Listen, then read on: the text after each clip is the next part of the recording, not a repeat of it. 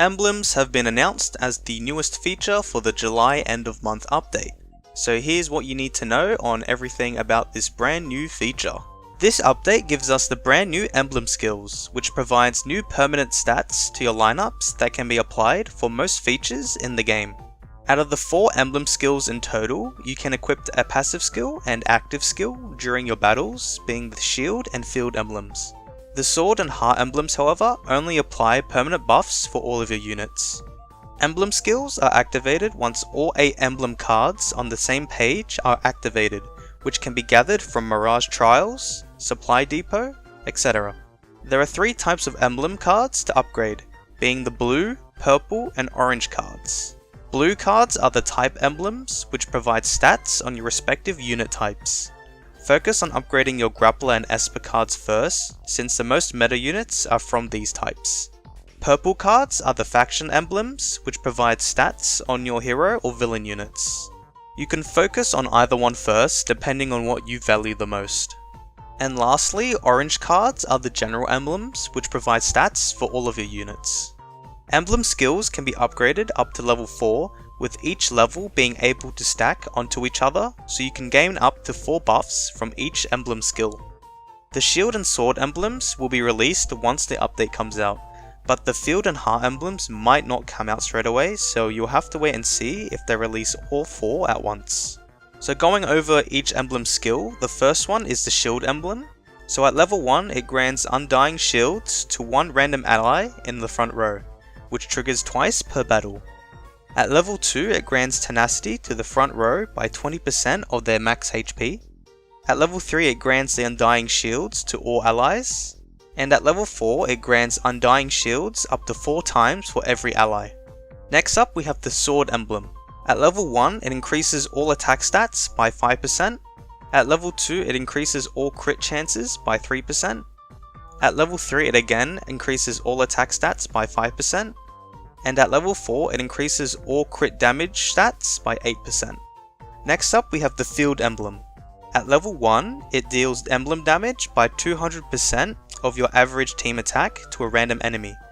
This will cost 1000 emblem energy points, which triggers once per battle. At level 2 the emblem damage has a 50% chance to crit. At level 3 it increases the targets that the emblem can damage up to 4 units.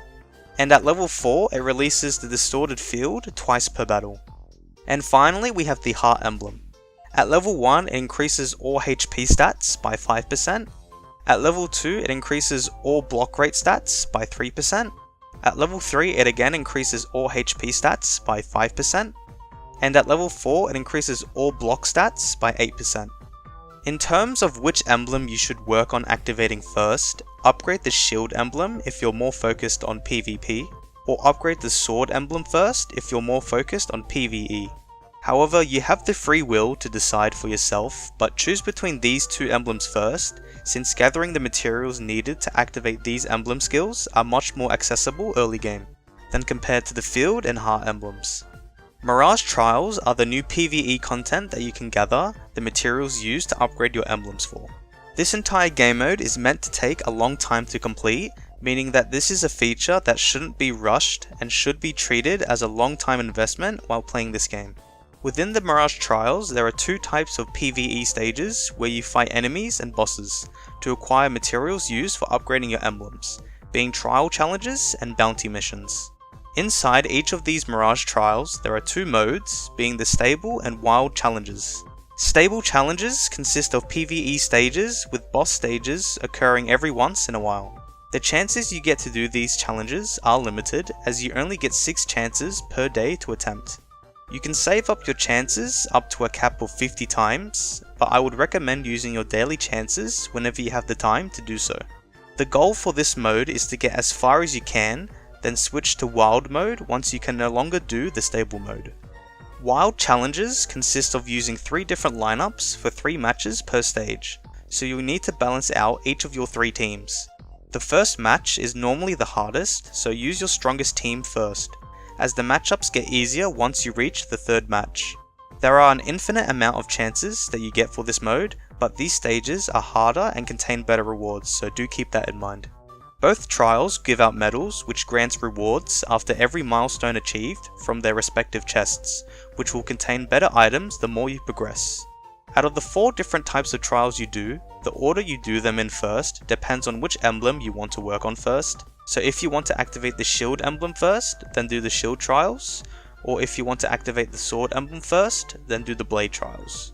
Progressing through these trials will eventually grant you access to the other trials, as well as obtaining materials such as emblem supply vouchers and mark ascension stones. Bounty missions are another PvE game mode that grants you emblem materials. They consist of quests that consist of 2 to 3 matches, so you'll again need to form 2 to 3 different lineups. The first match is also the hardest, so your most powerful team should be used for your first matchup. Completing these quests will grant you rewards such as marks, which are used to upgrade your emblem cards. With all of your marks, make sure you spread them out evenly by first filling in every empty slot before using your duplicates to upgrade those marks even further. Quests also accumulate points, which will grant you rewards for reaching certain milestones, such as emblem supply vouchers and ascension stones. Ascension stones are required to upgrade your emblem skills, so they are very important in the long run. Quests reset every Monday and Thursday, and your milestone progress does not reset until 24 points have been achieved and the Ascension Stone shards have been redeemed. You get 4 free chances and 2 gem chances, being 100 and 200 gems, before every reset. Spending your gems for 2 extra attempts will allow you to reach the 24 points before every reset, which I would only advise whales and dolphins to do so. For free-to-play players, only purchase these extra attempts if you have enough gems to do so, as black tickets are much more important to invest your gems in. I would advise most players to only use all of their free chances and stop at 16 points, as you won't be needing many Ascension Stones to begin with, since you won't be able to rush your emblems as frequently as whales. I would also recommend to fight A or B class challenges, but you can test your chances with S class challenges to see whether you can beat them or not. All emblem materials can be obtained through the supply depot, the exchange store, the Mirage Trials, events, limited time packs, and so on. In the exchange store, go for the gold plates and then the rest of the purple or blue plates. The emblem supply vouchers are used to open the emblem crates. Do not spend these vouchers straight away and wait until the rebate event comes out, which should be within the first couple of weeks within the release of this feature. Also, don't spend your vouchers on raid up events, as they do not increase the 1% chance of getting orange materials. It only just increases the chance of getting a certain type of emblem material, which isn't ideal as you want to get as many orange materials as you can since they're the hardest to get. There is a pity system where after you open the gacha system crate 80 times, you will get rewarded an orange material, so do keep that in mind if you do spend your tickets throughout the long run. And I heard that there is a special type of raid up event that occurs after every LSSR debut, which I'm not 100% sure on since I haven't witnessed it myself, since I didn't really pay attention to emblems when I played on the Southeast Asian servers, so just save your vouchers up for now until the rebate event occurs at the very start of the feature.